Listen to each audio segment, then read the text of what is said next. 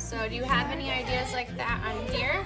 Collaborative also means, like you said, but it also means like to work together. You should not talk when another person's talking. So today we are going to be talking about what makes a group discussion really effective and what it means to collaborate in a small group. My name is Kelly Bouchard. I teach 4th grade at Ellen P. Hubble School in Bristol, Connecticut. On your desks in front of you in your table groups, I put a poster. I want to take a look at some of the questions that we have on that poster. Take a look at number 1. What does the word collaborate mean? What makes a discussion collaborative? What does it mean to build on others' ideas? Good. In the clarify piece, first the kids work together to come up with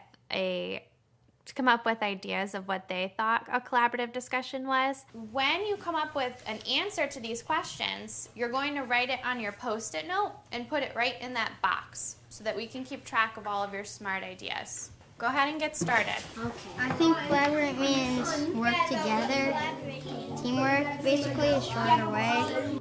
I was just kind of trying to listen in and make sure that everyone was getting a chance to talk, that it was their ideas. I didn't want to add too much to their discussion because I wanted them to really own that and have it be their own. I think collaborate means that maybe to share ideas with other people.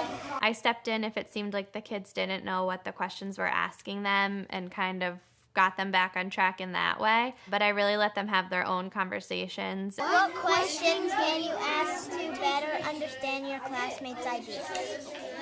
You could ask, what do you mean? And then I introduced them to the learning targets and to the success criteria.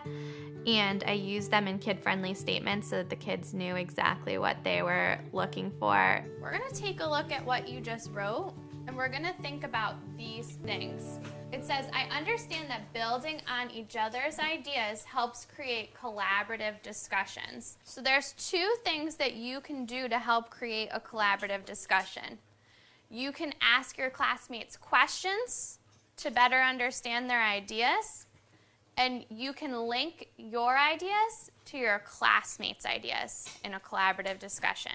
So these are some of the things you were just talking about at your tables, right? And then the students helped to add on to the success criteria and give examples of the success criteria so that we could decide what it was going to look like in our class specifically. You are going to decide which Post-it note best answers the question, how do I help create a collaborative discussion?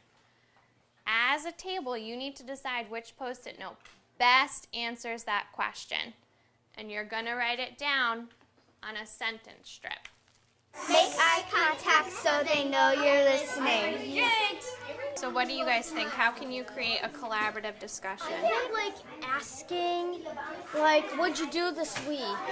Or and then they say, I went to this haunted house somewhere so-and-so, and then you could just keep going. So asking questions and listening to what other people are saying. Those are good points. I'm going to have a couple of you share the ideas that you wrote on your sentence strip. Haley, go ahead. Make eye contact so they know you're listening. Okay, good.